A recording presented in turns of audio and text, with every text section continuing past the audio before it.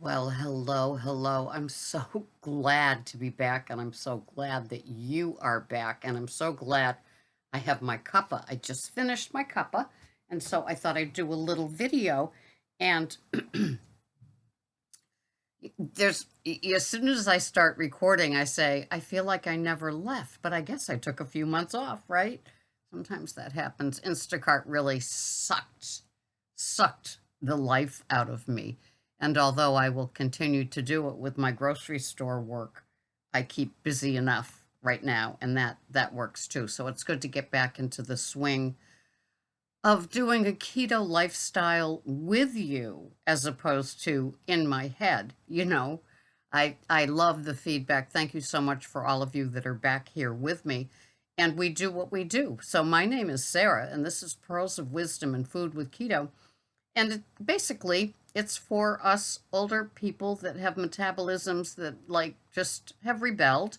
And so have we. And so we pay the price decades later, right? I'm almost 71 years old. That's coming up, well, the end of this week. Who knew? So I've made it this far and done the journey. And fortunately, I've been successful at what I do, and my weight has been pretty stable. And I'm kind of excited about that. So I guess I can say that after, a number of years, 6, 7, 8, since the Weight Watcher videos began, that it works. And keto has been a lifestyle that has saved me and allowed me to work on this part of it, the addiction part of it, the head part of it. And with the keto foods being just so delicious, so healthy, so satiating, I've reached a level of contentment in my 70s, I can say that now, that I probably saw it all my life, and it's over here, it's over there, it's behind me, it's a thing, it's a food, it's an item, it's, you know, outside things that can make me happy. But I find that having good keto foods and really treating food as the sacred thing that it is, I don't know, I just feel really, really good. Well, happy to be here, content, satiated. Who knew? Now, there's no halo on me, trust me. I have a tarnished halo. And, I did spend the month of June and July thinking that I could get away with um, almost almost binge eating. I guess I would say that. I did stop at a point, so I don't know. I don't want to put a label on it, but I know that I ate more than I should have of the kryptonite, thinking that it was under control. It's not. And although I can have something every now and then, it's best if it's not in the house talking to me, because I think kryptonite comes with a little chip inside of it that says, "Eat me. You can have me. You can have me in a portion distortion moment, and everything will be just fine, Sarah." And that's not true. So along the way, I've kind of learned, can I have something in moderation and not get away with it, but enjoy it? I think that life is too short to be that structured, disciplined person with a line in the sand that never can be crossed, right? I think that gets me into trouble in the you may never again have fill in the blank. I think that stays inside of me and builds. So I am structured and I am disciplined. I have weighed and measured and done my foods on a chronometer for a long, long, long time, and it definitely works. If you're trying to get back on track, which helps with the structure and the discipline, then weighing and measuring and logging what you have could be just the startup that you need to get back to a place where you're in your safe zone.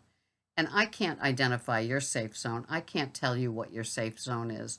I know for me, when I get up in the morning, like today, for example, I'm having a little caprese salad, a little one. And so I made that. And then I'm having a broccoli slaw salad with organic mini peppers, organic cucumber, some feta cheese, a dollop of cottage cheese, and some Bragg's organic dressing. Having those two items. So I prepped them this morning already. It's done. I know that what's going alongside of that is some pork that Greg cooked on the big green egg. So it's got the smoky thing going. And I will air fry it to doneness and have that as the protein. And so that will be my dinner, followed by either a good culture cottage cheese or an oikos yogurt, even if it has a little carrageenan in it, which I'm totally against, but I like the yogurt, the zero fat, zero carbs, zero sugar, because they use stevia. Just works for me. And so I will have those items for my food. So it's already in my head. It's kind of planned. It's not on the chronometer like I used to do it, but it's prepped, literally what I'm having, and then I know the protein that's going with it in the air fryer later. And so it's like done. Then I move on with the rest of the day with the things that I need to do. And it just keeps me involved in my food, but not in an orthorexia way.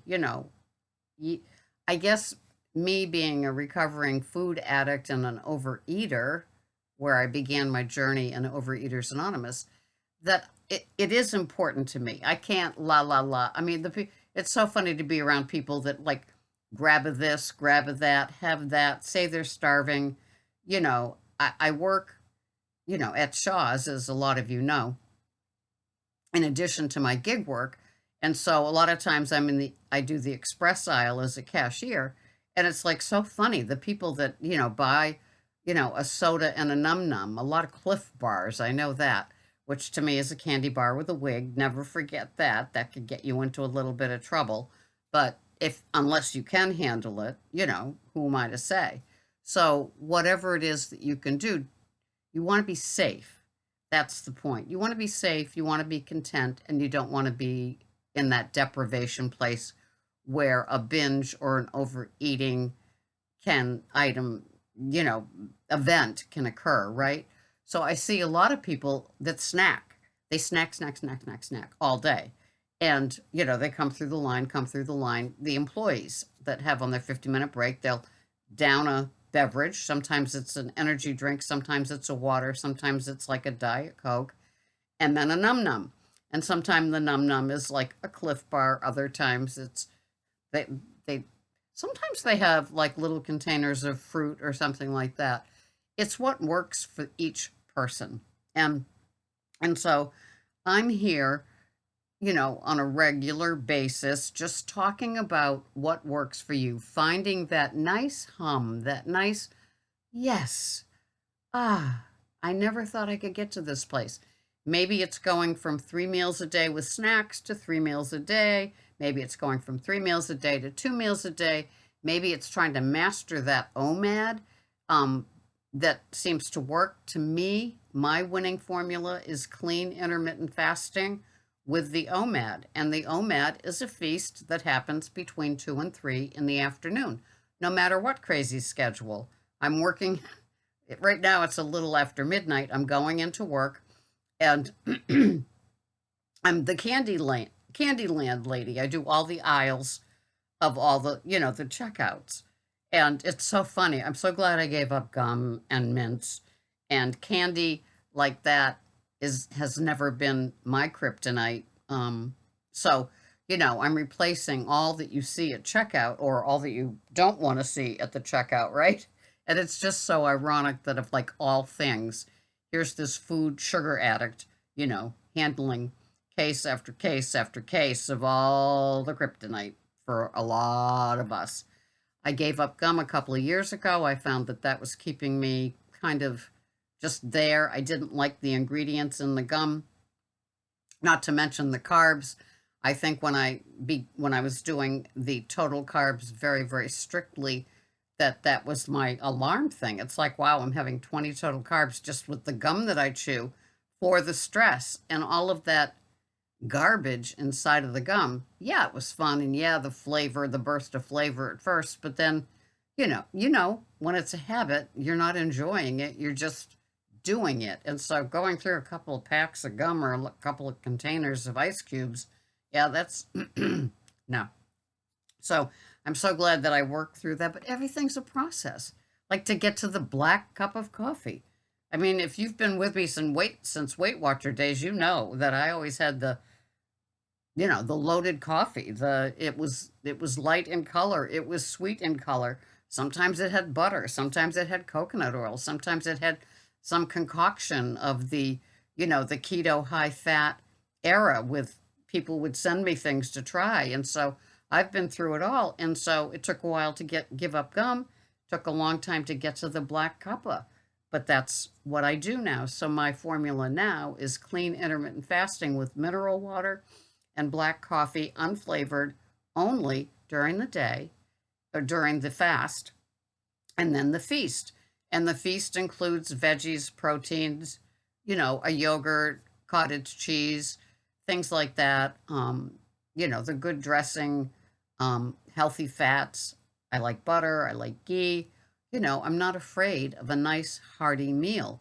And so it takes what it takes to get to where you're comfortable, where the scale, if you still use it, matches what you wanted to be at. Just having the head stop the wonkiness. You're taking care of yourself, but it's not running your life in that addictive way. That addictive way. It's a hum, but it's not a good hum, as opposed to that, what is that? How do they do that? Anyway, just finding a bliss point, not to use the marketer's favorite term, where things work for you, and you're finding that you can find joy and contentment in other parts of your life, right? We love our food. We love our small pleasures. I love my black coffee. I love my organic small batch black coffee. It's a treat now, whereas before it was like, well, I'm having this because I can't have that. No, now I'm having it and enjoying it for what it is. The hearty, robust, deep, almost thick espresso strength coffee. That's a pleasure to me, fortunately, right? And the Gerolsteiner water. Anyway, this has been Sarah.